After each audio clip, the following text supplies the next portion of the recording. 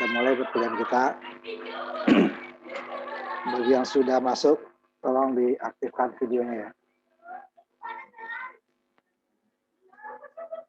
Bukan bawah.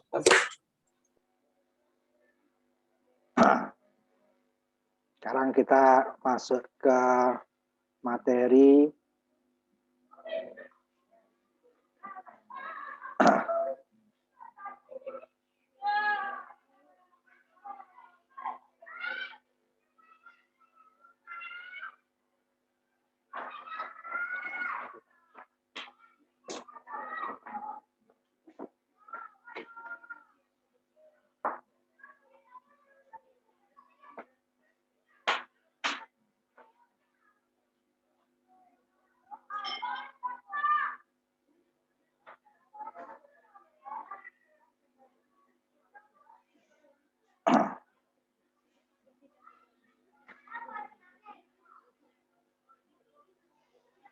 kita masuk ke materi energi terbarukan biomasa ya. Nah, ini adalah energi yang hampir di semua negara ada ya. Hampir di semua negara itu ada.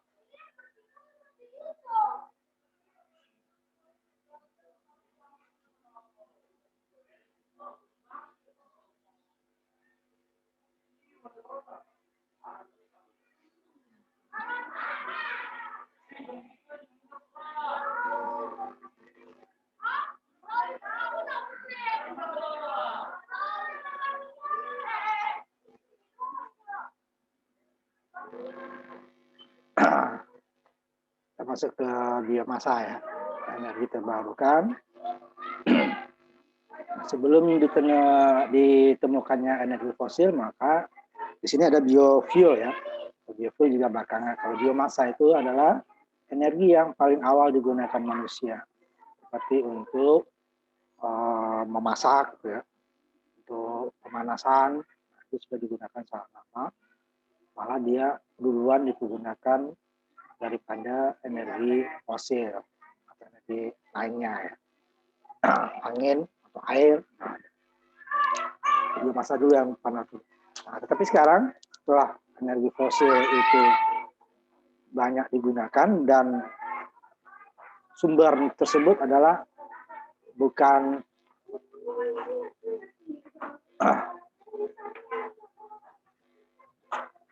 energi yang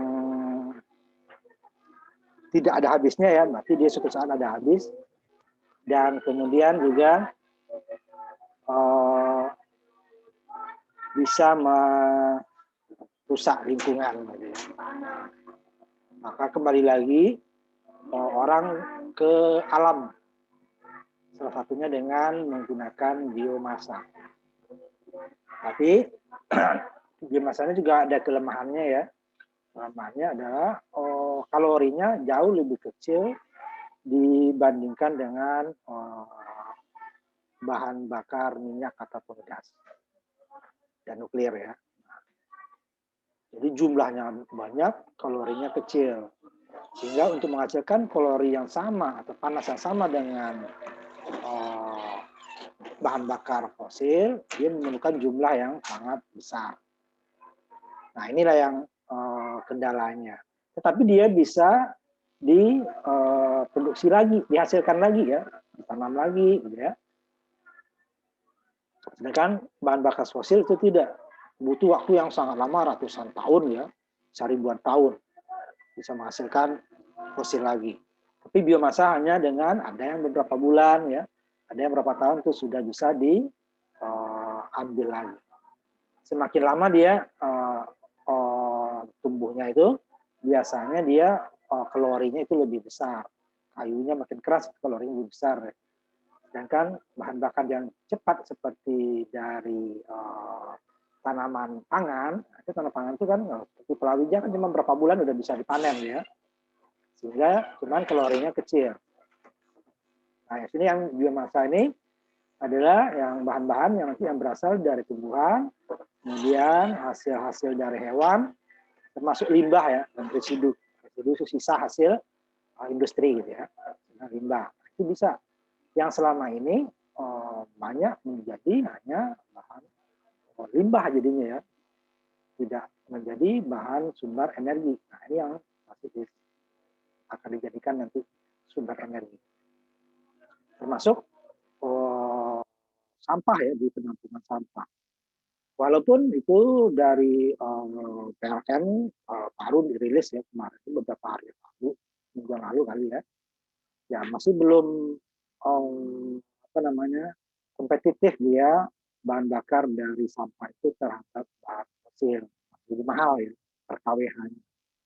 Tetapi kan dia tidak apa, ada beberapa keuntungan ya. Pertama, sampah yang tadinya menjadi biaya itu bisa dijadikan alat dan pendapatan gitu ya. Cuman dia belum kompetitif. Tapi kalau dihitung dia juga dengan biaya pengelolaan sampahnya, itu baru dia nanti kompetitif. Itu dia nanti biomasa. Nah, karena dia adalah bahan bakar, nanti dia dimaksud bahan organik ya. Karena dia tumbuhan dari hewan yang berbasis karbon. Tapi kotoran-kotoran hewan itu nanti akan bisa kita olah menjadi energi. Dan kalau kotoran hewan itu langsung diolah untuk pupuk, itu dia untuk tanaman tidak bagus. Dia harus ditaruh di luar gitu ya, supaya nanti bahan gas metan ya, itu harus dikeluarkan dulu. Nah, itu gas metan itu bisa kita gunakan untuk energi. Tapi selama ini kebanyakan di petani nggak hanya dibuang saja, gitu. Taruh di luar supaya gas metannya hilang, baru jadi bahan pupuk. Nah, itu baru bahan tersebut bisa dihasilkan dari bakaran. Ini akan nanti kita bahas bagian belakang. Nah, seperti kalau udah menghasilkan panas nanti kan, panas yang di atas 400 derajat Celcius itu dapat digunakan untuk menghasilkan tenaga dan menghasilkan listrik. Ya. Kalau dia sudah dapat panas. Nah, selama ini energi konvensional kan rata-rata kan dari panas, kecuali air ya kan. Air adalah beda potensial. So, kalau udah panas kita udah bisa menghasilkan tenaga. Bisa dia menggerakkan turbin. Ya kan? Dari panas tersebut.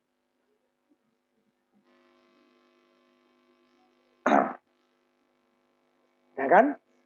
Untuk bahan dari biomasa itu bisa dia diproses secara kimia dan secara biologi ya, untuk menghasilkan nanti yang namanya biofuel, minyak bio. Nah, itu untuk menggantikan bensin dan diesel nanti. Kalau di kita sudah ada, cuma campuran baru ya, yang komersil ya, B30, 20 dan 30. Artinya apa? 20% sampai 30% dia berasal dari bahan kalau kita diambil dari bahan sawit ya. Jadi 70%, 80%-nya baru tetap dari bahan fosilnya. Itu sudah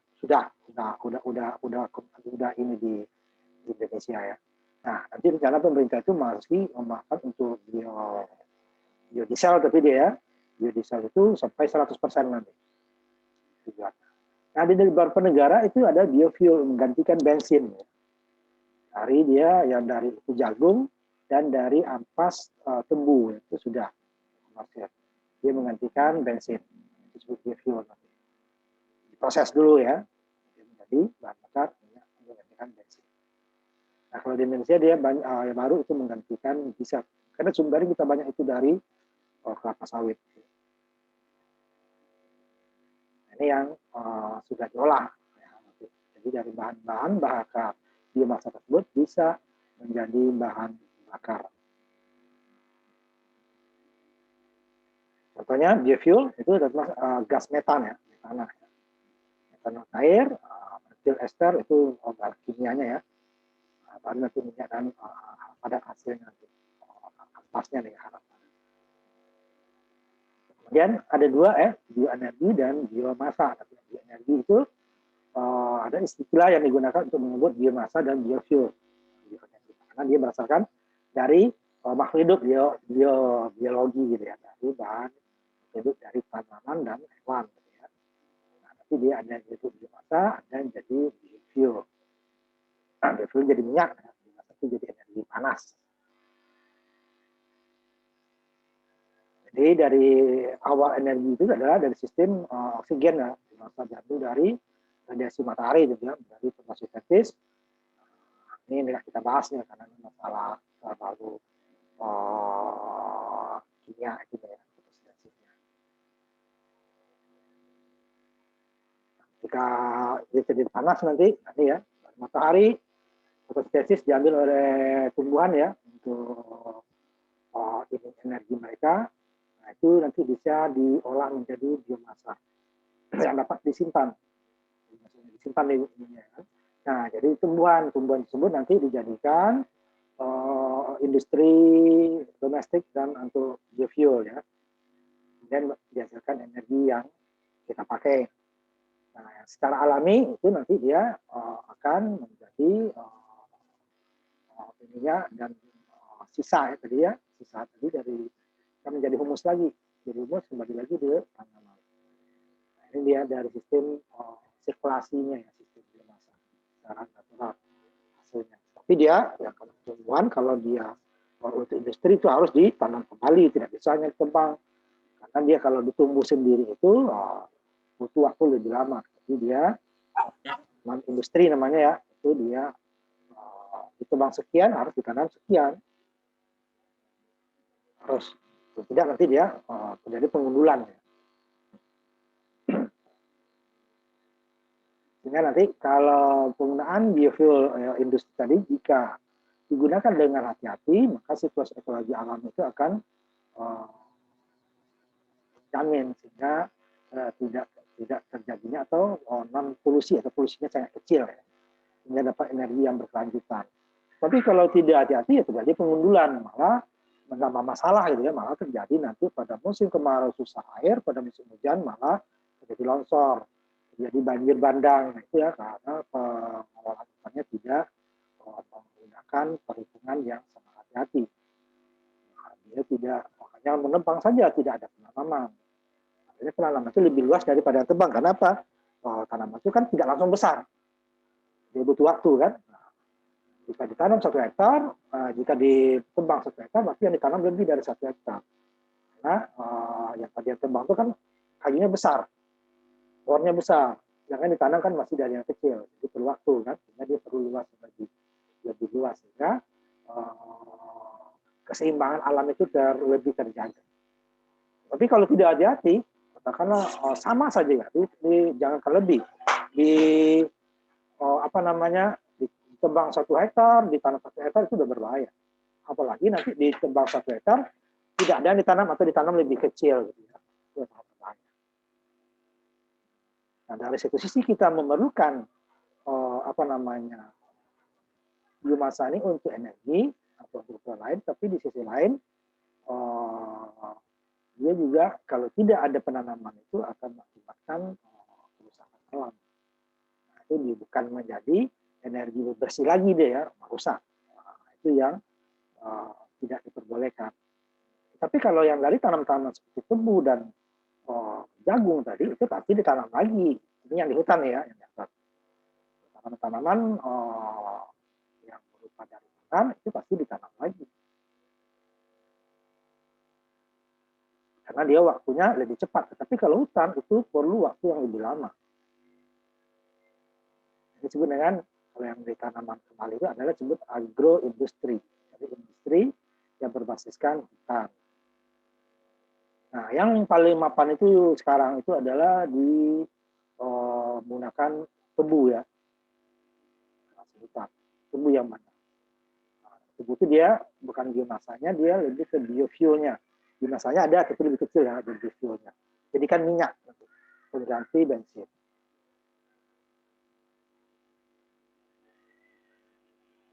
Kemudian ada produk komersil untuk energi dan bahan yang terbuat dari tanaman, sehingga sarana yang baik untuk diversifikasi ya, atau pengembangan diaplikasikan dalam pertanian. Nah, kalau di negara kita rata-rata hasil dari pertanian, ampas dari pertanian itu tidak ada yang diolah. Dibuang itu saja, paling dibakar. Padahal itu adalah sumber energi. Nah, di kita yang dihasilkan itu baru biodiesel tadi ya. Ini kira-kira yang dihasilkan ya limbah biologi tadi, ada sekitar 250 dikali 10⁻9 ton per tahun. Kira 10⁻9 ton karbon itu ya. Ini dari sekian 2 kali 10⁻1 joule ya per tahun. Nah, kalau kan dijadikan watt 0,7 dikali 10⁻14 watt. Itulah potensinya ya. Tapi tidak semuanya ini yang diolah. Dari jumlah ini hanya 0,5% biomasa sebagai tanaman untuk makanan manusia. Sisanya itu adalah berpautan yang bukan tanaman pangan. 99,05%-nya bukan tanaman pangan. Hanya yang biomasa sebagai tanaman manusia. Memang potensi masih besar ya. Tetapi itu ingat tadi, ya berarti dia berupa hutan yang tidak boleh sembarangan diolah. Walaupun diolah tanaman industri, itu pun dilihat alokasinya.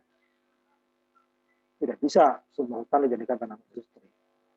Nanti ada hutan lindung. Makanya dari potensi yang besar itu tidak semuanya bisa dijadikan.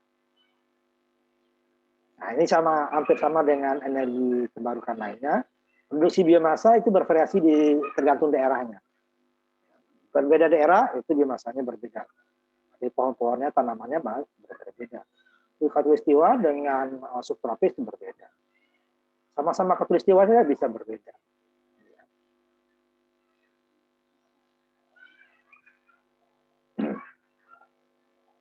Jadi produksi biomasa itu bervariasi di setiap tempat. Tidak sama ya. Sama juga dengan energi lain.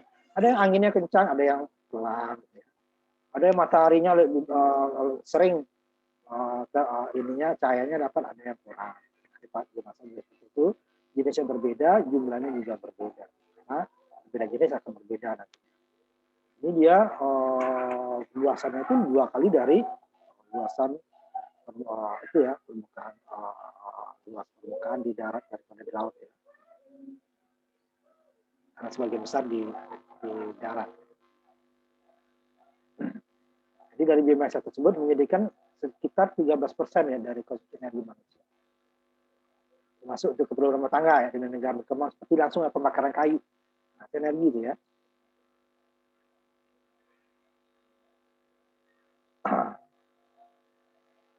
Dan penggunaan domestik atau rumah tangga seperti kayu, kotoran, tanah residu ya, masak itu 50% dari populasi dunia. Kenapa? Ini terutama di negara-negara berkembang. Itu lebih banyak dia menggunakan langsung ya biomasanya tanpa diolah. Nah, kalau dengan diolah itu memerlukan teknologi lagi, akan kita menghasilkan energi yang lebih bagus dan polusi yang lebih sedikit. Kalau pembakaran langsung itu polusinya besar ya. Walaupun nanti kalau pembakaran dari kayu itu akan lebih mudah diserap oleh alam ya, oleh atmosfer dibandingkan dengan fosil. Pembakaran fosil dengan pembakaran kayu itu lebih mudah dia dinetralkan oleh atmosfer. Ya kan, industri yang menggunakan energi biomasa ini relatif kecil ya, di hampir semua negara. Kecuali di beberapa negara seperti penghasil tebu ya, contohnya di Kuba itu, di Brazil ya, Brazil, Kuba, penghasil tebu Brazil. Di mana sisa tanaman atau ampas tebu dibakar untuk proses panas kira-kira 40% dari pasokan komersial. 40% dari pasokan energi nasional itu dari ampas tebu. Itu beberapa negara Amerika Latin seperti Kuba, Brazil ya, Brazil yang besar. Nah di Brazil itu dia diubah tadi menjadi ampas tebu itu menjadi biofuel, mengganti bensin. Nah beberapa negara industri ini karena sudah masalah karbon ini ya, masalah lingkungan makin karbon makin tinggi, sehingga peningkatan panas itu makin tinggi ya, sehingga beberapa biomasa dan limbah itu digunakan secara signifikan seperti Amerika itu sekitar 2% dari seluruh listrik pada kapasitas 11 giga energi ya, dari menggunakan biomasa dan limbah ya. Limbah itu adalah biasanya pembuangan sampah ya. ya kan? Di Jerman lebih kecil, setengah di bawah energi. Walaupun masih kecil ya, tapi sudah mulai dipergunakan. Nah di Indonesia, di Jakarta sudah ada 2 di Jakarta dan di Surabaya, yaitu menggunakan limbah sampah. Sudah. Cuman ada dulu teman kakak kelas kamu yang mengadakan TA-nya, datanya dari Banyak Gebang itu, karena dia menggunakan bukan pembakaran dia adalah seperti mengambil gasnya ya. Jadi sampah itu ditutup, karena sampah itu cuman tidak dipisah antara sampah organik dan organik ya, hanya cuma ditumpuk saja sehingga nanti dia akan menghasilkan gas kan. Nah, gas itu disedot menghasilkan untuk pemutar turbin. Tapi karena dia tidak dipisah antara organik dan non-organik, jadi dengan luasan yang sama lama-lama gasnya turun. Kenapa? Karena yang non-organik tidak terurai, yang non-organik terurai kan berkurang dia. Ditambah lagi, ya dia tetap berkurang karena yang tidak terurai tadi tidak hancur ya, tidak menjadikan gas seperti bahan-bahan dari selain biomasa ya. Nah, itu kan sampah itu macam-macam. Nah, kalau yang biomasa dihancur, akan hancur nanti menjadi gas. Karena dia ditutup ya, ditutup. Nah, sehingga dari tahun ke tahun, dengan luasan yang sama, dengan sampah jumlahnya yang relatif sama, gasnya berkurang. Karena tidak dipisah. Ini kalau dipisah, itu gasnya relatif sama. Jadi sampah-sampah yang non-organik dipisah dulu. Lalu di Surabaya itu dipisah. Dipisah dia. Nah, cuman saya kurang tahu dia menggunakan apa, ngambil gasnya juga apa mengambilkan langsung dibakar ya, karena ada pembakaran karena makanya kalau setelah bisa ya itu bisa dia dibakar. Kalau tidak nanti bahan-bahan lagi itu akan malah menghasilkan racun ya, tidak boleh. Nah, kalau yang di Bantar Gebang itu dia hanya ditumpuk kemudian ditutup kemudian disedot, dia akan menghasilkan gas itu.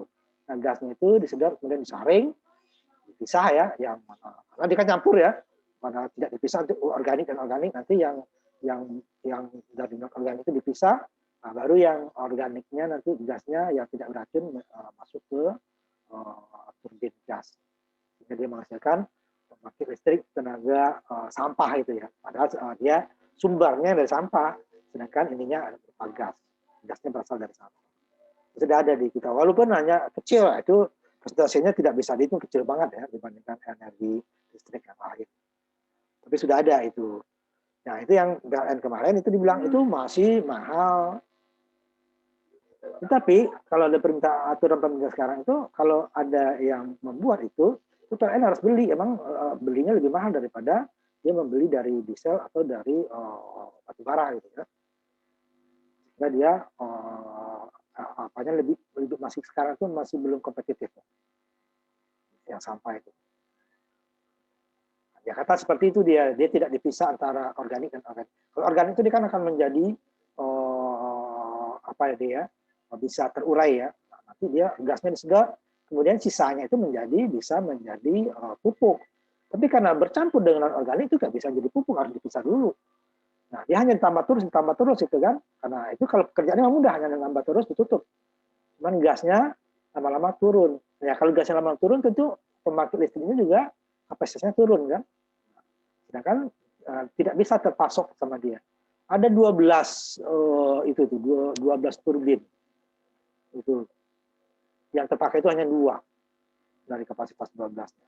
Itu pun makin lama makin turun karena kualitas gasnya ya turun terus karena tidak dipisah antara organik dan organik. Kalau organik itu bisa dipisah, dia ada gasnya akan relatif tetap. Kemudian setelah gasnya kurang, dibuang, masuk lagi bahan baru. Tentu dia butuh waktu ya. Nanti waktu kita biomasa untuk kompos nanti akan kita pelajari. Tidak langsung kita timbun sampah itu, kemudian kita tutup, langsung dapat gas, tidak. Dia perlu proses. Karena dia organik ya, perlu proses waktu mencernanya karena bahan dari bahan hidup itu kan, yang mengurai menjadi gas. Ini dia, ya biomasa itu adalah bahan yang dapat diperbarui ya. Sehingga dia setelah habis bisa lagi dihasilkan. Dan terhadap lingkungan akan sangat ramah lingkungan. Tetapi biayanya itu tadi, contohnya dari sampah itu masih mahal jika dia dibandingkan dengan bahan bakar diesel atau yang paling mahal kan diesel ya. Sebenarnya nuklir itu, cuma nuklir kan disubsidi gitu ya.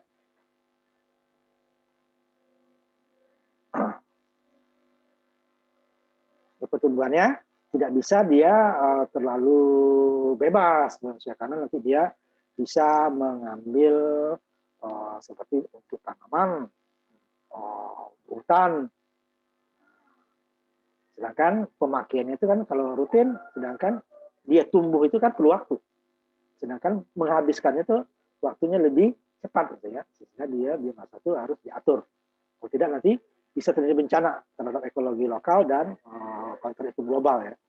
Kita mengkonsumsi kayu atau bahan bakar biomasa dengan pembukaan hutan sehingga melampaui pertumbuhan pohon.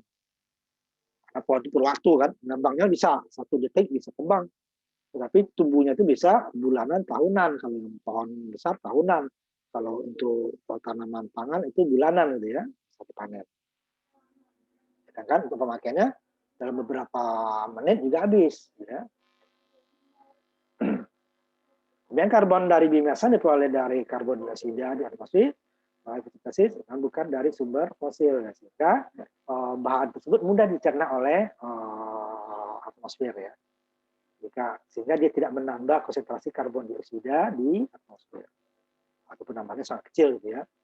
Nah, makanya disebut biomasa itu adalah energi di biomasa adalah karbon netral. Dia masukkan karbon juga, karbon dioksida juga, tetapi atmosfer bisa mengolahnya. Ya, ulangnya menjadi menjadi bersih. Nah, sedangkan yang fosil itu akan butuh waktu lama, apalagi makin banyak. Makanya karbon dioksida menjadi racun jadinya di udara kalau yang bahan fosil. Ini kontras ya dengan fosil.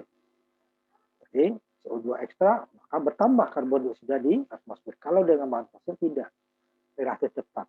Sedangkan kalau fosil itu dia akan bertambah.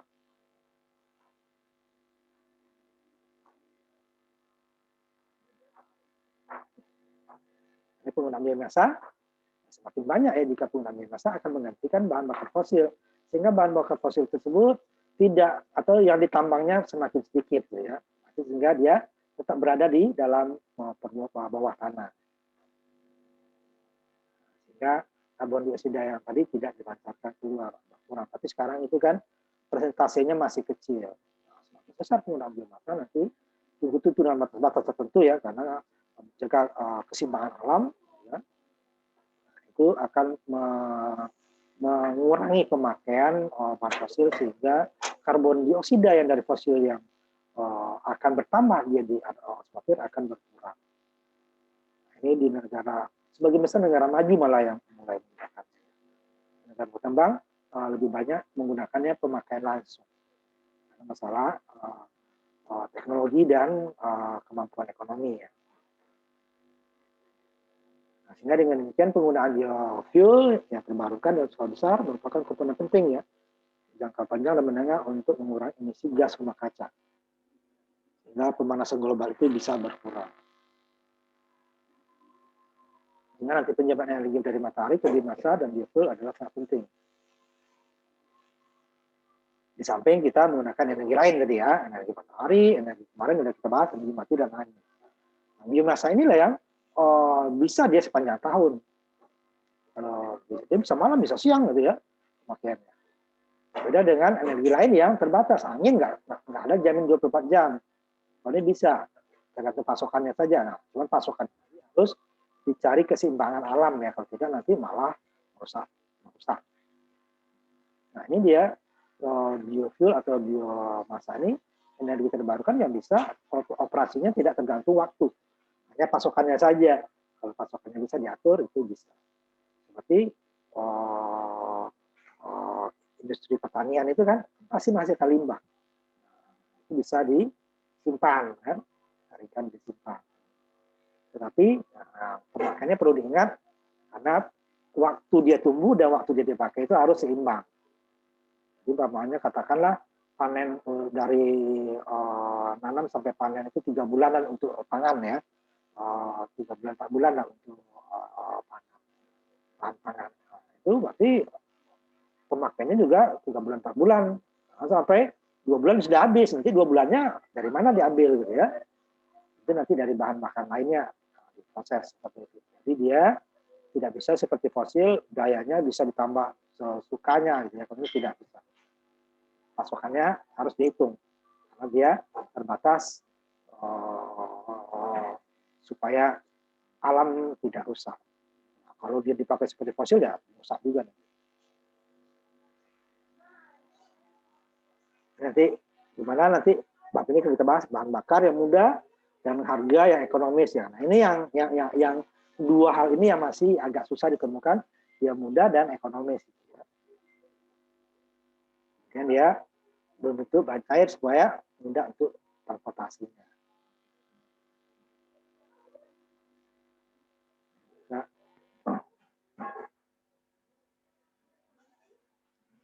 ini dia besarnya ya karbohidrat dari bahan bakar biomasa tadi.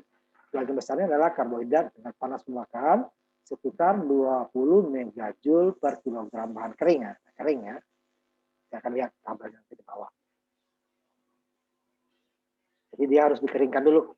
Kalau tidak dikeringkan, itu dia malah banyak asap. Sedangkan panasnya nanti juga akan berkurang. Prinsip dari sistem biomasa ya, yang sering tidak dihargai gitu ya. Setiap aktivitas biomasa memproduksi sebagai macam produk dan jasa. Misalnya di mana gula terbuat dari tebu gitu ya. Nah, banyak produk komersil dapat diperoleh dari sebaliknya dari molase atau limbah dan seratnya. Setelah kita dapat gula, hasilnya bisa diolah lagi. Sehingga menghasilkan nanti yang namanya biofuel. Nah, kalau langsungnya bisa, hasil ampasnya bisa digunakan pembakaran langsung. Setelah dibakar, maka panas sendiri dapat digunakan untuk menghasilkan listrik. Jadi dia menggunakan panas ya. Untuk boiler nanti ya, bisa. Sehingga abunya dapat dikembalikan jadi pupuk. Jadi dia dari tebu itu boleh dikatakan bisa terpakai semuanya. Dapat gulanya, dapat energi yang lain. Ini bisa dibakar langsung. Kalau diolah lagi bisa jadi biofuel. Dan yang bernilai tinggi kalau tadi kan bakar langsung yaitu teknologi yang paling mudah. Teknologi paling mudah dan cuman energinya sedikit didapat. Nah, untuk bahan berbahaya yang lebih tinggi tentu perlu proses. Perlu lagi tambahan energi ya. Nah, dia nanti menghasilkan seperti etanol.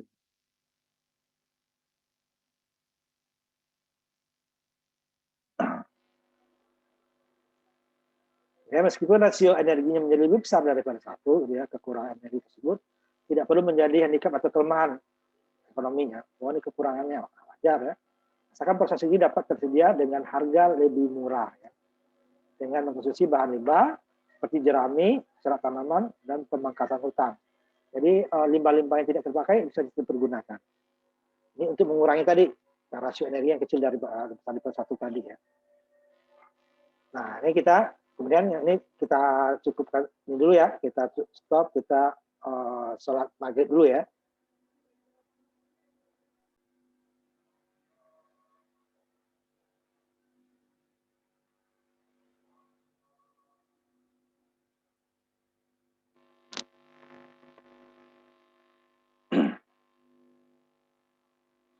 Kemudian manfaat yang ketiga adalah manfaat ekonomi ya. Ini dari agroindustri cenderung meluas dan belum sulit untuk dinilai ya. Salah satunya ada banyak manfaat yang mungkin adalah peningkatan aliran cash flow ya, perdagangan ya dan tenaga kerjaan. Kemudian ini yang perlu teknologi ya, produksi biofuel. Ini tidak serta-merta didapat dari tumbuh nih, dia perlu diproses lagi kan. Kalau pemrosesannya perlu energi kan. Untuk mendapatkan energi kita juga memakai energi sehingga nanti output itu harus lebih besar dari energi yang kita pakai. Kalau tidak itu berarti kan akan rugi ya. Makanya nanti dalam pemrosesannya harus menggunakan energi yang lebih efisien. Ini biofuel hanya mungkin ekonomi ekonomi jika proses produksinya menggunakan bahan yang sudah terkonsentrasi. Ya, bukan bahan-bahan yang masih energi terbarukan, biasanya dia tersebar ya. Nah, mungkin sebagai sebuah produk yang tersedia dengan biaya yang rendah atau pendapatan sebagai tambahan untuk perawatan dan pembuangan limbah. Ya, proses campuran ya. Sehingga harusnya sudah ada pasokan biomasa di dekat tempat yang diusulkan untuk tempat produksi dari biofuel tadi. Jadi tenaga air, tergantung ya pokoknya sudah ada energi yang untuk mengolah supaya dihasilkan biofuel. Nah, biofuel itu perlu pengolahannya, nanti akan kita bahas di bawah nanti ya, masih umum. Contohnya adalah limbah dari kandang hewan ya, atau limbah dari penggajian, limbah kota atau baki sampah ya, sekam dari penggajian juga tadi ya, kerang atau batok kelapa ya, dan kami dari bijian besar yang lainnya, batok kelapa.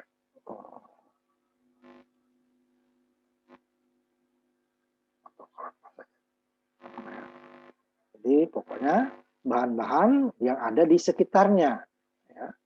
Jangan kita gunakan lagi minyak atau gas, itu mahal jatuhnya kan, untuk menghasilkan biofuel tersebut. Jadi biofuel memerlukan energi. Nah, energinya yang ada di sekitarnya. Termasuk juga tadi karena biofuel itu salah satunya dari ampas tumbuh ya, ampas tumbuhnya tersebut yang sudah di kering ya. Jadi nanti ada perlu pemrosesan panas gitu. Jadi hal ini sangat penting untuk mengidentifikasi dan mengukur ya arus biomasa dalam ekonomi nasional atau lokal ya sebelum menentukan pengembangan biomasa. Ini biomasanya mau dijadikan apa? Cocoknya jadi apa?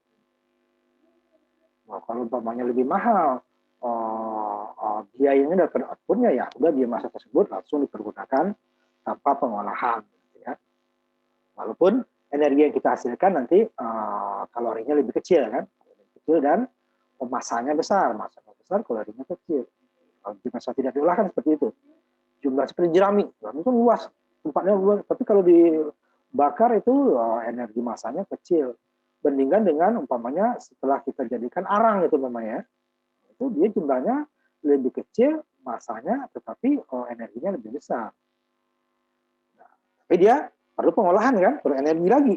Nah, jangan sampai energi tersebut lebih mahal energi pengolahannya daripada hasilnya nanti. Nah, kalau lebih mahal lebih baik digunakan langsung. Walaupun dengan risiko energi yang kita hasilkan lebih sedikit ya.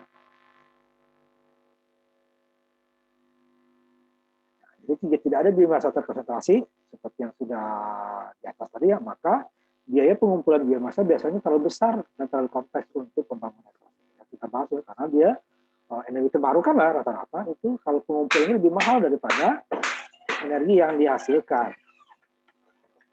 sehingga tidak cocok energi terbarukan itu untuk dikonsentrasikan atau dikumpulkan dulu, biaya transportasinya itu lebih mahal. Ya harusnya dia dikumpulkan di daerah-daerah sekitarnya gitu. Kalau di daerah tersebut ada daerah pertanian, katakan padi gitu ya, nah itu jeraminya bisa kita gunakan. Tapi tidak boleh jerami tadi kita bawa ke daerah yang lain, nah, itu akan memerlukan biaya lebih mahal. Nah, beberapa tanaman rotasi pendek ini ya, biasanya pangan ini cepat, tumbuhnya cepat dan dipanennya cepat ya. Dapat ditanam terutama untuk produksi energi sebagai bagian dari pertanian intensif. Jadi tadinya menjadi limbah bisa menjadikan energi. Umurnya pendek cepat, tapi biasanya umur pendek itu juga kalorinya kecil ya, begitu daripada yang umur panjang. Semakin keras kayunya, energinya kalorinya akan semakin besar. Cuma dalam prakteknya, dua subsidi pertanian sulit mengoperasi efektivitas biaya secara mendasar. Ini biasanya menggunakan intensif bisa digunakan daripada tadi hanya dibakar dan dibuang begitu saja gitu ya. Yang kelima adalah bahan utama penggunaan bahan bakar biomasa yang luas adalah penggunaan hutan. Nah, ini yang tidak boleh tadi. Nah, kamu menyebabkan nanti terjadi erosi dan kemudian terjadinya kekurangan air pada musim panas dan longsor pada musim hujan. Nah, ini kalau dia biomasanya adalah menggunakan hutan. Nah, ini menggunakan hutan industri ya, itu baru bisa. Dan biofuel adalah bahan organik, ya, karena dia dari bahan biomasa ya. Sehingga selalu ada alternatif penggunaan bahan-bahan tersebut sebagai bahan baku kimia atau bahan-bahan struktural lainnya untuk pengembangan nanti ya. Misalnya sawit bukan dari sabun gitu ya. Nah, biasanya kan tujuannya untuk sabun dan kosmetik dan untuk makanan ya, minyak goreng. Tetapi ternyata itu bisa dibuat untuk campuran bahan diesel ya. Di Indonesia sudah sampai B30 ya, B30 yang secara laboratoriumnya sudah ada di ITB, katanya itu sudah sampai B100. Artinya apa? 100% dari sawit bisa menjadi minyak diesel. Tapi belum dijual di Pertamina ya, belum. Yang tentunya baru B30. Dulunya B20, ini B30 baru belum sampai setahunan ya. Ini dia, dari sawit ini juga ampasnya tadi bisa juga digunakan untuk bahan energi ya. Itu bukan saja. Cangkangnya, ampasnya itu bisa jadi energi juga. Salah satunya ya bisa untuk pemanasan boilernya. Itu kan direbus itu, dulu sebelum dipres ya. Nah, ini kalau pengolahan biomasa tadi tidak terkontrol langsung ya, pembakaran biomasa langsung, karena yang paling murah itu adalah pembakaran langsung kan, tidak perlu biaya lagi, langsung dibakar. Tetapi energinya sedikit, kemudian polusinya banyak. Tetapi kalau diolah itu polusinya lebih sedikit dan energinya lebih besar. Tetapi perlu energi untuk mengolahnya. Nah, gitu kan? Kalau tidak terkontrol langsung diolah. Nah, ini adalah yang paling mudah, memang paling mudah. Tapi ini akan menyebabkan polusi. Di samping kita hanya dapatnya energi yang kecil. Ya. Semakin basah bahan tersebut, semakin banyak dia ininya, polusinya. Ya kan? Untuk proses biomasa modern akan membutuhkan perawatan yang cukup dan perlu keahlian.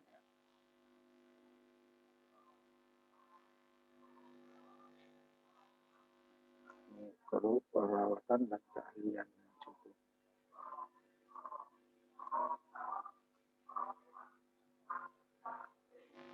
Nah, ini tidak mudah memang. Perlu teknologi, perlu keahlian, perlu biaya. Tetapi akan didapatkan energi yang jauh lebih bagus dan lebih ramah lingkungan dan energinya yang lebih tinggi. Ya, penggunaan biofuel menggantikan bahan bakar fosil akan mengurangi, tadi kan kita bahas emisi karbon dioksida ya, fosil dan memaksa mengurangi atau perubahan iklim. Ini adalah aspek pentingnya dari kebijakan iklim tadi. Nanti akan kita bahas spesifikasi dari biofuel ya. Satu. Itu akan ditutup dengan selalu masalah sosial dan ekonomi lingkungan. Ya. Karena energi terbarukan itu ini yang keunggulannya di situ. Di ekonominya begitu ya, di lingkungan dan sosial. Sehingga masyarakat di sekitarnya bisa menghasilkan tenaga kerja dan lingkungan lebih terjaga. Ini dia klasifikasi biofuel. Itu jenisnya ya, kelompokannya. Biomasa sebagian besar terdiri dari bahan organik dan air. Namun jumlah signifikan dari sampah, batu burung atau bahan asing yang di dalam proses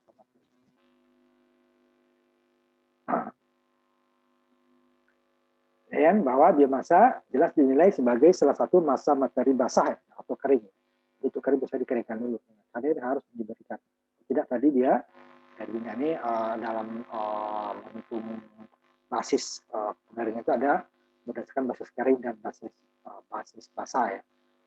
Kalau basis kering dia adalah masa awalnya dikurangi ini ya, kurangi masa akhirnya kan adalah masa total, di mana kemudian masa endo adalah masa kering ya, masa kering. Jadi yang berapa jumlahnya? Kalau masa basah, waktu basah 100 kilo, setelah kering dia adalah 20 kilo gitu ya, artinya 20% ya kan. 100 dikurangi 20 dibagi dengan 20, itu kadarnya ya. Sedangkan kadar air basah itu ya Ada dua ya kalau dalam masa pengering itu. Jadi masanya dikurangi hasilnya ya, no, dibagi dengan masa basahnya.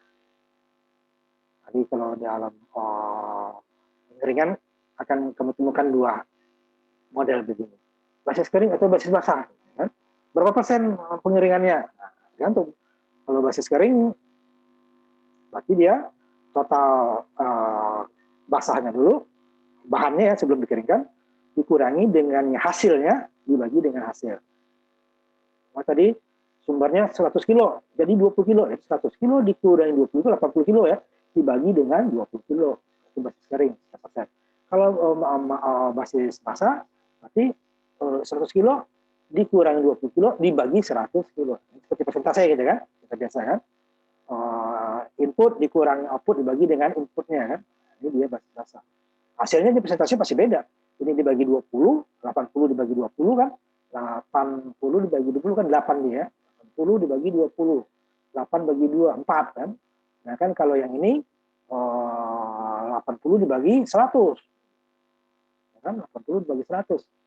8% kan. Itu dia perbedaannya nanti. Dua-duanya juga digunakan. Artinya apa? Dari 100 kilo tadi hanya hasilnya 20 kilo gitu kan. Jadi 80 kilonya kemana? Itu air yang tadi buang. Nah, tinggal yang 20 kilo tadi adalah sisanya. Walaupun masih ada airnya itu ya, tidak kering 100%. Tidak kering 100%.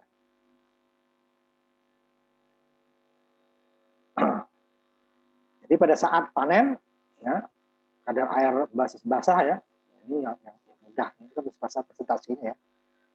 Kalau dari 100 kilo menjadi 20 kilo berarti kan 20%. 80% ininya kan. Berarti 28, 100 dikurangi 20, 80 dari 100 itu kan 100 ya. 80%. Di atas kan lebih susah bahasa sekarang ini ya. Itu umumnya 50% adalah air kadar ini ya. Artinya di bahan tersebut ada air 50%. Bisa juga pada saat musim bahan tertentu atau pada musim hujan itu bisa dia 90%. Seperti bahan-bahan yang seperti ganggang ya atau rumput laut gitu ya. Itu kan basah banget. Kalau umpamanya padi, jagung gitu ya, kedelai itu bisa 50%. Bisa kurang malah ya. Tapi kalau ganggang itu ya karena dia di dalam air ya. Nah, itu bisa. Jadi bahan dianggap kering, nah dia yang ideal itu ya, mereka memakai equilibrium atau jangka panjang ya, dalam lingkungan biasanya sekitar 10-15 meter dari kadar air dari masanya. Artinya apa tadi? Kalau dia 100 kilo menjadi 10 kilo atau 15 kilo, ya, itu dia itu lebih aman. Walaupun nanti lama-lama karena dia kan nyerap juga ya, karena dia jika ruangan tersebut kelembapan tinggi pasti diserap. Jadi waktu kita iniin setelah sebulan kita ukur lagi itu biasa lebih akan naik kadar airnya karena dia akan menyerap karena dia sudah mencapai kadar yang rendah ya. Tapi kalau ruangannya bagus saja akan relatif cepat.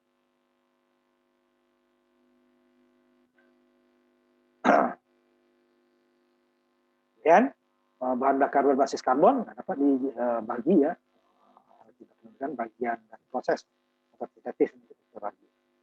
Jika biomasa diubah menjadi karbon dioksida dan H2O air ya.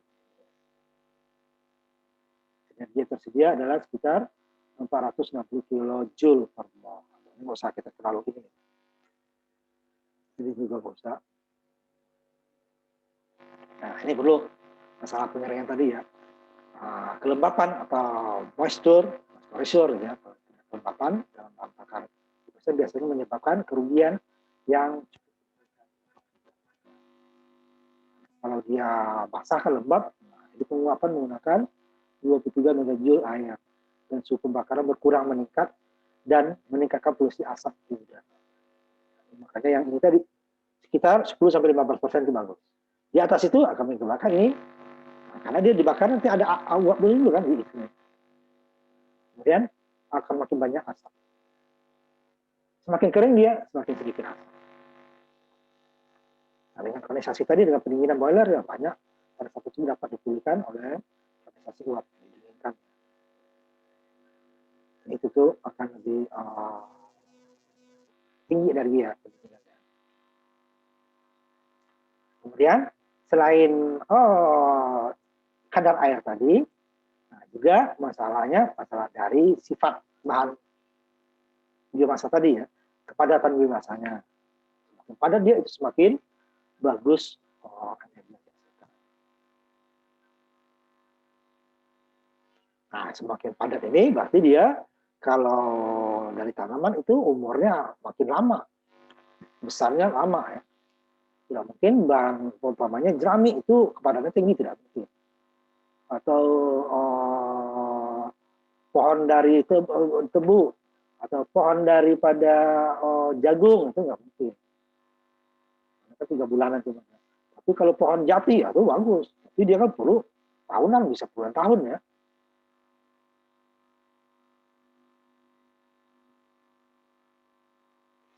Nah, ini untuk bahan yang dari keringan tadi nih, rata-rata ya, diperlukan 3-4 kali jumlahnya, volumenya ya. Bahkan udah kering nih, nah, harus diakumulasikan untuk memberikan energi yang sama untuk batu bara. Umpamanya 1 kilo batu bara diperlukan 4 kilo dari bahan yang kering sampai 10-15 tadi. Hanya volumenya besar kan, nah, bahan fosil tadi. Ya. Jadi kalau kita umpamanya memerlukan 1 ton batu bara, kalau bahan biomasa tadi yang kering yang bagus tadi diperlukan 4 ton. Jadi perlu tungku yang besar 4 kali lipat gitu kan, supaya dapat energi yang sama kan. Ini kita bahas waktu batu bara dulu ya, tungkunya. Ini perlu tungku yang besar. Nah, perlu bukan hanya tungku kan, pengaringan segala macam sampai distribusinya ke tungku. Sehingga dia kurang cocok untuk digunakan untuk mengganti batu bara tadi. Kemudian otomatis transportasinya juga 4 kali lipat. Ya kan, 4 kali lipat juga. 1 ton perlu 4 ton. Padahal energi yang dihasilkan sama. Makanya energi terbarukan itu tidak cocok terkonsentrasi. Dia lebih cocok terdistribusi. Di mana dia berada, di situ dibuat pembangunan energi. Nah, ini juga bahan tersebut tidak dimanfaatkan pada sumbernya. Di mana dia berada?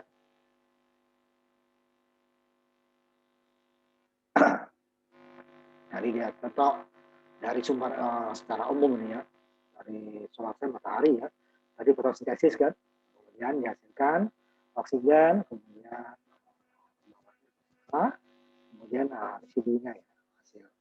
Kemudian yang organik humusnya, ini nanti bisa digunakan langsung oksigennya ya, dari fotosintesis. Kita dapatkan di hutan-hutan itu kita dapat udara yang bersih, sejuk. Kemudian dari biomasanya dapat ada 2, termokimikal, panas ya, panas, kemudian biochemical, jadi biofuel tadi.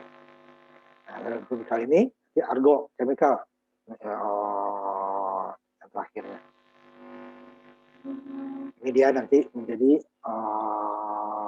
cairan juga, gas ya. Ini prolisis nanti kita bahas nanti klasifikasi. Ini perlu proses ya. Hasilkan nanti gas, cairan, gas. Ini juga cairan ya, etanol, biokimia ya, biologi, secara biologi etanol, kemudian gas dan cairan nanti ya. Ini biogas dari biokimia itu langsung dapat seperti alkoholnya, etanol, dan kemudian anaerobiknya ini digestar menggunakan biogas ya, dapat gas metan, dan nanti selain itu gas metan dapat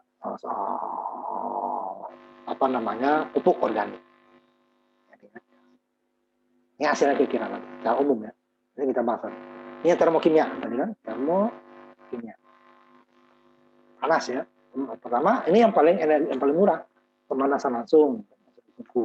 Tapi nanti lebih sekali kan, tidak ada proses apa-apa. Kayu langsung kita jemur, langsung kita bakar. Kemudian pirolisis. Nah, pirolisis ini biasanya dihancurkan dulu, dihalus-haluskan ya. Biasanya dipanaskan, dalam keadaan tidak udara ya, kebakaran parsial di beberapa ada tempatnya. Atau oksigen dibatasi. Ini nanti dapatnya gas, diambil gasnya nanti. Lagi dihancurkan dulu, dihaluskan. Jadi hasilnya sangat bervariasi ya. Jadi dari gas, uap, cairan, dan minyak. Arang. Kalau yang di atas yang dapatnya hanya udah terdapat abu ya, sisanya. Jadi outputnya tergantung pada suhu jenis bahan yang dimasukkan ya, biomasanya. Semakin padat dia akan dapat banyak. Itu beda ya, biomasa yang berbeda akan menghasilkan berbeda-beda. Ada yang cairannya, ada yang gasnya pasti dapat ya.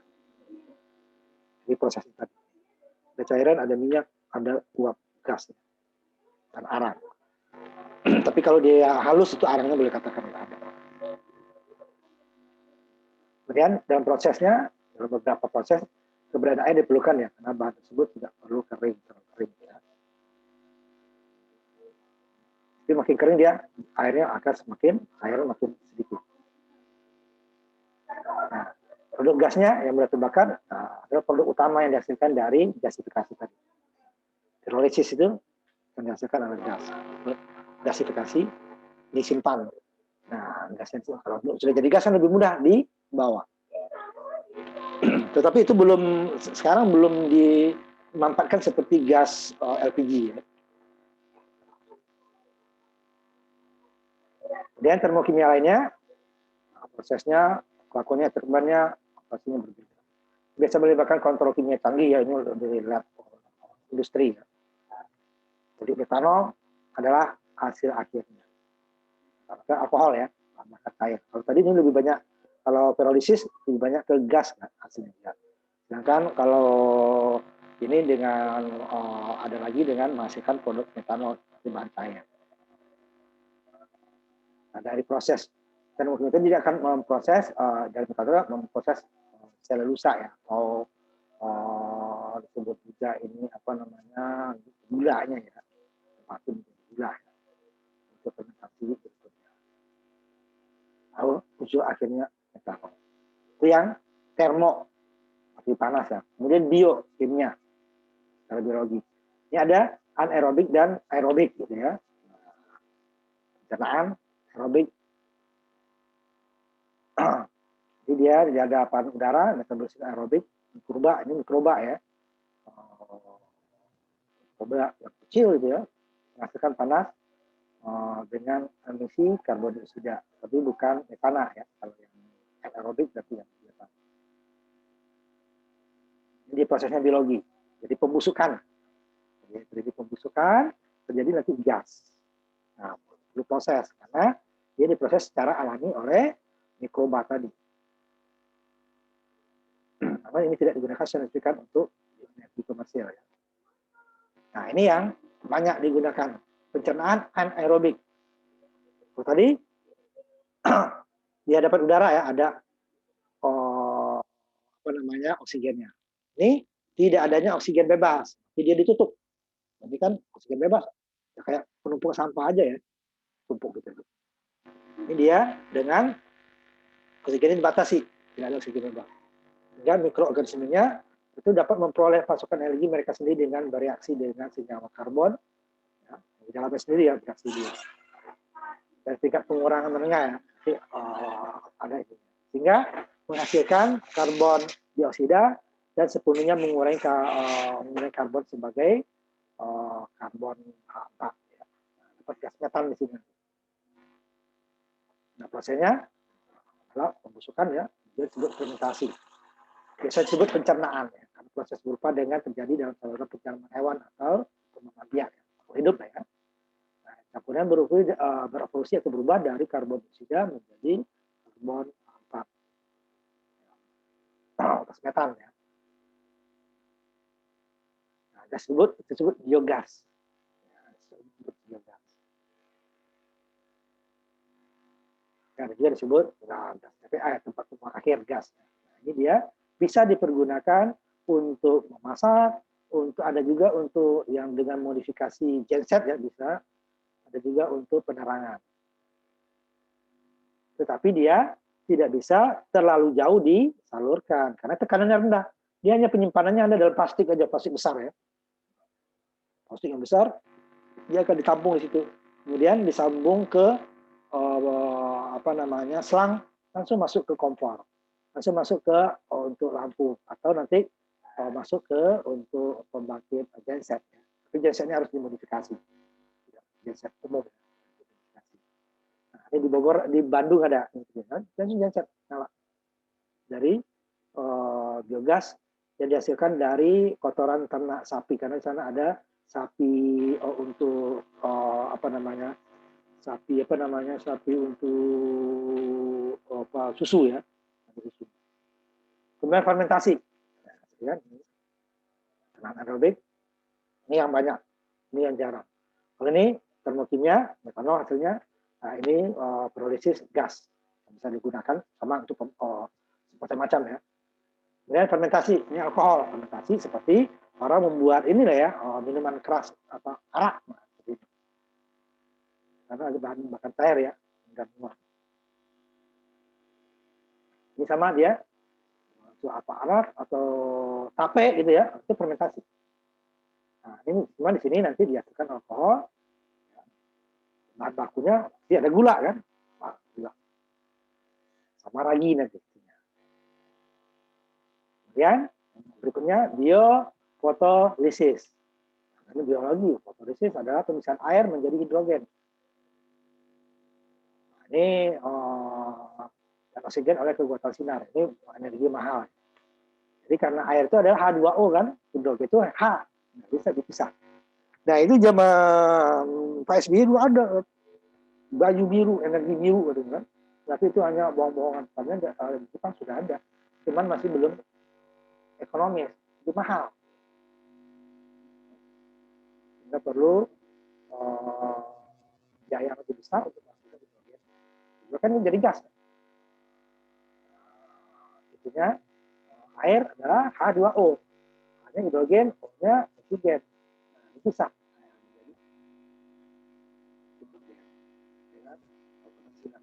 Ini lebih mahal.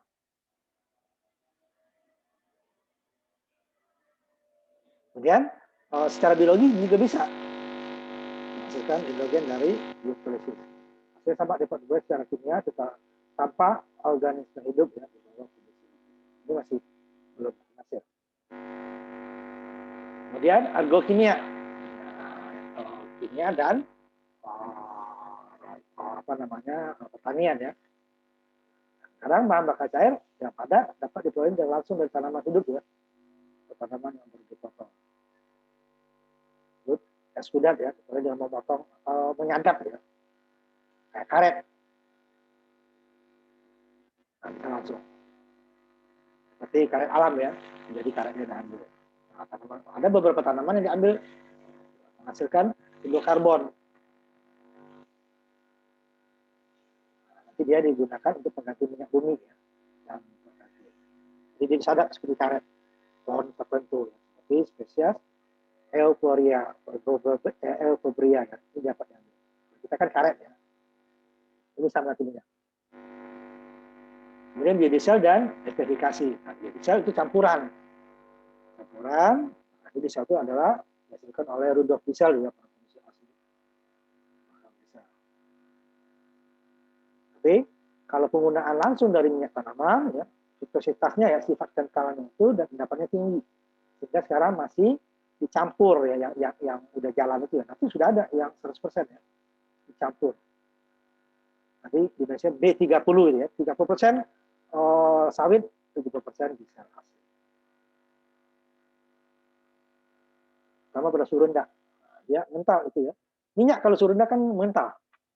Minyak goreng, kalau kita puncak itu kan, atau gunung itu akan mengental dia. Nah, kalau yang minyak goreng sekarang udah mulai agak susah ya. Tapi kalau dulu minyak yang benar dari kelapa itu, nah itu lebih mudah ngentalnya. Nah, kesulitan itu diatasi dengan minyak nabati dengan ester yang sesuai ya, sehingga nanti dia cocok dengan bisa. Sudah ada, cuma taraf lab baru, bukan lagi komersil. Kemudian produksi biomasa untuk energi pertanian. Jadi bukan fotosintesis ya. Yang penting adalah efisiensi fotosintesis dari produksi biomasa. Energi pertanian, seperti ladang, gitu ya, hutan, budidaya air tawar dari laut ya. Kemudian untuk sampah organik, sampah olahan makanan dan sampah perkotaan. Energi pertanian yang bisa kita hasilkan. Ini tadi sumbernya dari hasil hutan, tanaman, kayu ya, kemudian ranting-ranting, kemudian dari kotoran ternak dan sebagainya. Itu bisa kita bakar. Bisa jadi panas, bisa jadi minyak, bisa jadi biogas. Gas itu macam-macam nanti ya. Prosesnya ada yang pembakaran, ada yang pirolisis gas tadi ya. Pembersihan, pembakaran, kemudian fermentasi, ragi tadi ya. Kemudian anaerobik itu tanpa udara langsung ya ditutup. Ini semuanya dari pertanian. Dapat energi banyak sebenarnya sumber energi. Yang bisa kita inginkan ya. Ini dari pertanian, kemudian transportasi, kemudian dihancurkan, kemudian baru kasih jus dihancurkan ya, itu menjadi boiler, elektrifikasi, kemudian ini gula, C menjadi bahan alkohol dan gula dan sebagainya. Proses ampas tebu ini dia di Australia, ampas tebu ya, berbahan bakar ampas tebu dan limbah kayu. Jadi pembangkit gabungan ya.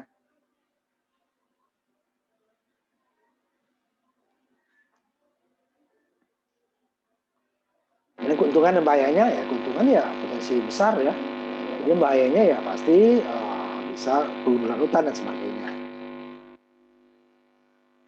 Kemudian dari efisiensinya ya, kemudian bahayanya ya pengolahannya. Jadi nanti muncul rekayasa genetik ya, itu berbahaya ya. Tumbuh rekayasa genetik itu berbahaya. Kemudian perbaikan lingkungan dari limbah, tetapi juga kalau langsung polusinya akan tinggi. Beberapa saja. Bisa distribusi secara geografis. Nah ini hampir semua negara ada, terutama negara tropis ya, itu banyak hutan. Tapi juga hutannya tidak boleh ditebang sembarangan. Ini tabel potensi energi yang ada. Di Amerika, Kanada yang negara maju, potensinya ya.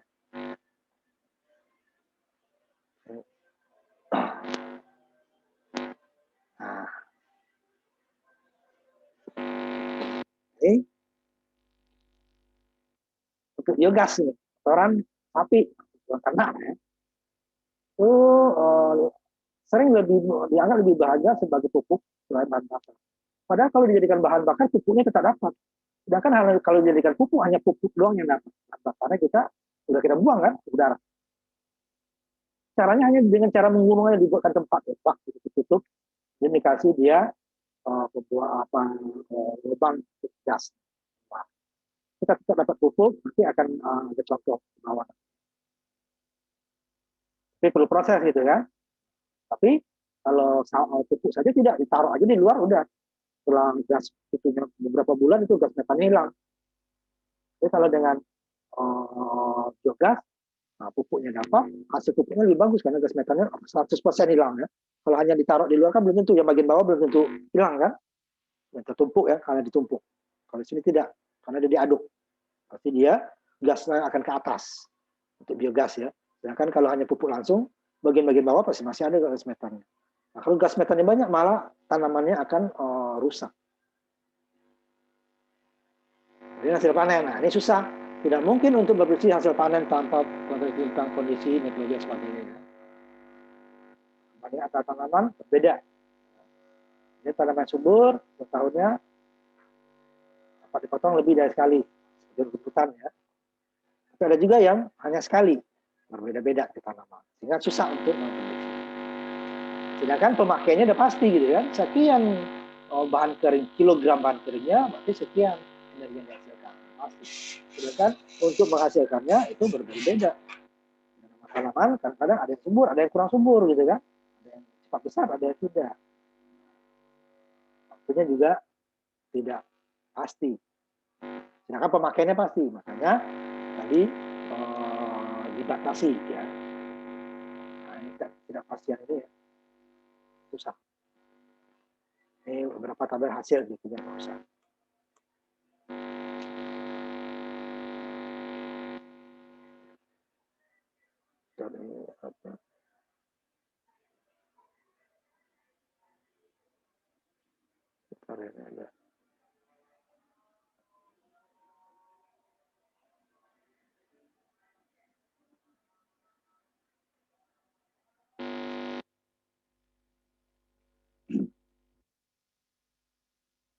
Ini yang dari gambar di atas tadi ada ini ya, bahwa dari radiasi matahari bisa mengeluarkan energi yang besar ya,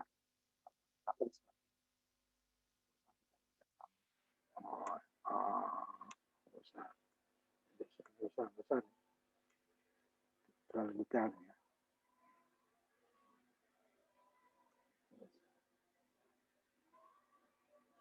Ini juga nggak perlu.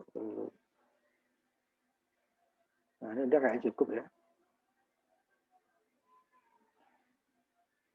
Nah, ini sama untuk semua energi terbarukan sebenarnya. Kebijakan pemerintah dan instansi. Karena belum ada ya, kecuali itu tadi nanti akan kita bahas panas bumi ya. Panas bumi itu bisa kompetitif dia dengan fosil. Tapi juga risikonya besar, sama juga dia dengan nambang minyak. Bumi nanti yang lubang yang terbuat untuk panas bumi tersebut belum tentu dapat, karena kemampuan manusia untuk radar yang ke bawah itu tidak dijamin dia nanti dapatnya panas bumi. Sama dengan menambah minyak, setelah dibor kenapa nggak dapat, walaupun dapat ternyata dia tidak ekonomis, jadi dalam beberapa waktunya akan habis ya, atau cadangannya kecil. Panas bumi seperti itu juga. Tapi kalau dia sudah dapat itu dia ini ya gratis terus ya. Itu bisa bersaing dengan energi fosil. Tapi sebagian besar energi terbarukan ini dia belum sampai sekarang ya belum bisa bersaing bebas dengan energi fosil. Tapi sekarang bahan bakarnya turun gitu ya. Tidak perlu kebijakan pemerintah dan insentif yang diberikan berupa kemarin fit and tarif, kemudahan pajak, kemudian investasi ya, itu kebijakan pemerintah. Setiap negara berbeda-beda. Sedangkan kalau ini diberikan, itu otomatis penurunan karbon pasti akan terjadi. Karena dikeluarkan rata-rata hasil karbon itu, karbon dioksida itu kecil dibandingkan dengan energi fosil. Tetapi energi yang dihasilkan itu kalau dijadikan listrik per kWh itu jauh lebih mahal daripada energi fosil. Karena kenapa? Itu tadi ya, karena jumlah dan kalorinya itu seperti batu bara saja. Untuk 1 kilogram batu bara diperlukan 4 kilogram biomasa. Kan? Kali lipat. Berarti kapasitas besar pabrik atau pemakaiannya 4 kali lipat rata-rata dibandingkan dengan untuk menghasilkan listrik yang sama. Dan biayanya pasti lebih mahal, bisa 4 kali lipat kan. Sedangkan biaya listriknya ya, tapi kan kalau yang sama berarti seperempatnya kan, yang dihasilkan kalau ukuran sama. Biaya yang sama, ukuran hanya menghasilkan seperempatnya. Jika yang seperempat dibandingkan satu tentu akan lebih murah yang satu. Sehingga dia perlu insentif. Ini kebijakan pemerintah. Indonesia sudah mulai. Tapi dengan menghitung karbon dioksida yang dihasilkan, ini bisa. Cuma di Indonesia kan pajak karbon dioksida itu belum diberikan terhadap pembangkit listrik. Nah, kalau ini diberikan, otomatis itu bisa bersaing nanti. Jadi kalau seumpamanya 1 kubik karbon dioksida yang dihasilkan oleh umpamanya batu bara, berapa pajaknya? 1 kubik yang energi terbarukan berapa? Ini baru bisa kapasi untuk menghasilkan 1 kubik energi terbarukan itu didapatkan energi jauh lebih besar. Sedangkan di fosil pasti energi sedikit, sudah dapat 1 kubik gitu kan. Ini yang belum ada. Nah, sehingga ini yang intensif tadi diberikan untuk ini. Nah, cuman belum itu, cuma diberikan aja. Nanti kalau ini dipajakin juga, nah ini baru sehingga nanti energi listrik tenaga fosil itu akan lebih mahal. Nah, sekarang kan akibatnya mahal Pak, tapi kan konsumen akan marah kan? Nah, akibatnya apa? Yang ini tidak dihitung, tetapi dihitungnya nanti untuk mensubsidi energi terbarukan. Ya, menggunakan biomasa itu prosesnya ya, nol, emisi karbon dioksida nol.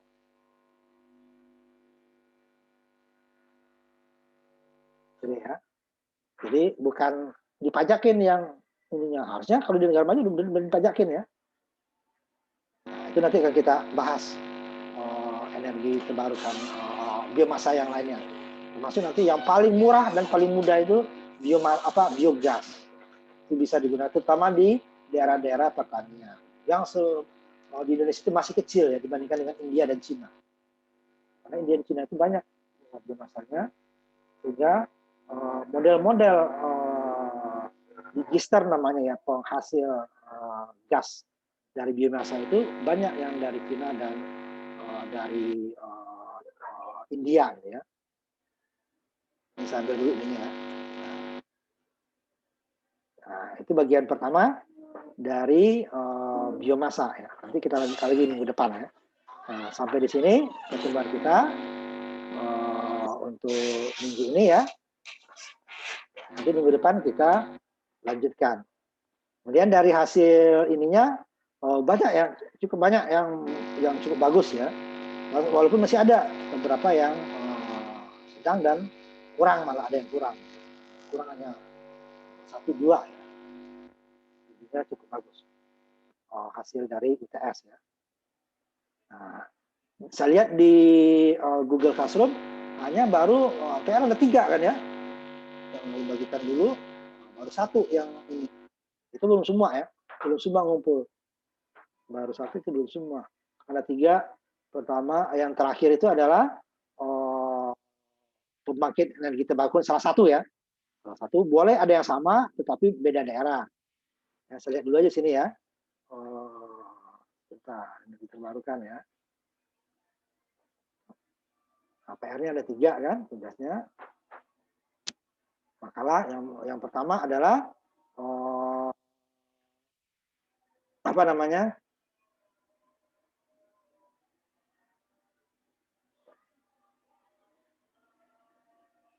Saya ambil ini dulu ya. Yang pertama. Energi apa yang di negara masing-masing negara gitu ya. Yang kedua, yang ketiga tuh materi pembangkit energi ya. Kita lihat ini sebentar ya, ininya biar nggak lupa kalian.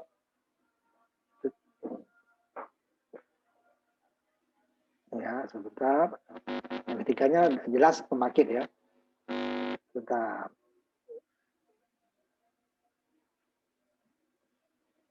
Ini udah saya merah kan nggak salah ini. Masuk nih.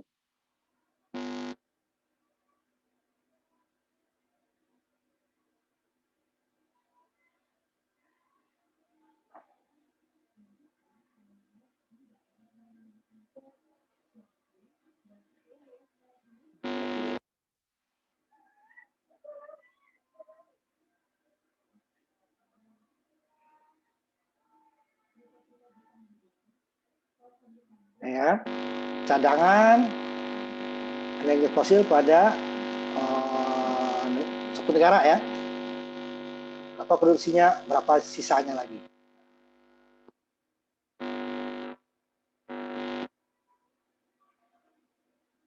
Ini yang PR pertama ya.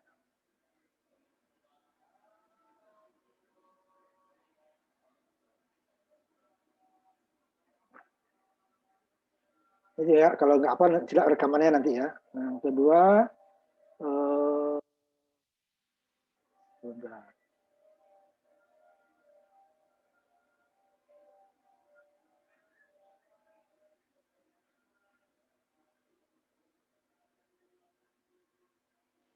ini dia nih, yang ini nih. Nah, nih yang keduanya, pasokan energi primer dan pemakaian akhir ya dari negara Asia. Ini juga salah satu gitu ya. Dan juga yang ketiganya adalah buat cari kasus satu pembangkit energi terbarukan. Boleh ada yang sama, tetapi hanya 2 orang. Umpamanya ada angin ya, ini 2 angin tapi tempatnya berbeda ya. Nah, ini ya, 3 ya PR tugasnya ya. Pertama, pasokan energi primer dan pemakai akhir. Yang kedua, yang tadi kemudian cadangan energi. Bukan energi terbarukan ya, energi di suatu negara. Jadi pasokan dan ininya ya. Nah, ada. Mana tadi dia? PR1. Ah, nih. Bisa merahkan aja deh. Ya. Sebentar ya, merahkan aja ya. Biar gampang ngeceknya. Jumlah cadangan energi fosil, ya, ini fosil ya. Produksinya sekarang berapa dan berapa lagi dia bisa bertahan. Nah, R1, PR2 tadi belum ada yang ngumpul ini ya, belum semua. Saya lihat tadi udah ada, tapi belum semua ngumpul.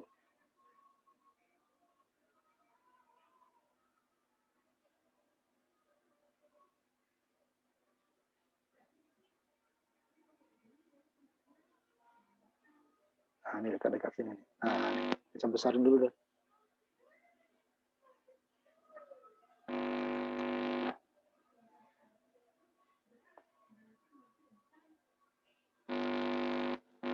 Nih, pasokan energi primer, ya, energi utama ya, dan pemakai akhir energi di negara, salah satu negara Asia ya, di salah satu aja ya. Ini salah satu ya, jadi salah satu negara Asia. Nah itu dia ya, materinya. Di Google Classroom udah ini udah ada yang menyerahkan 2 yang PR2, PR1-nya udah ada 4, PR3-nya baru 1 orang. Ya. 3 itu makalah ya. PR1, PR2 kan hanya satu negara. Berapa energi cadangannya, berapa dia dikonsumsi, berarti berapa lagi dia kalau dikonsumsi sekian, berarti berapa tahun lagi punya cadangannya. Itu aja kan. Nah itu saja ya. Tutup kuliah kita. Ketemu lagi minggu depan. Itu tolong sebelum ujian akhir ya, sudah lengkap ya. Ujian akhir ya. Nah, kita tutup kuliah kita ya. Assalamualaikum warahmatullahi wabarakatuh. Selamat malam. Ketemu lagi minggu depan.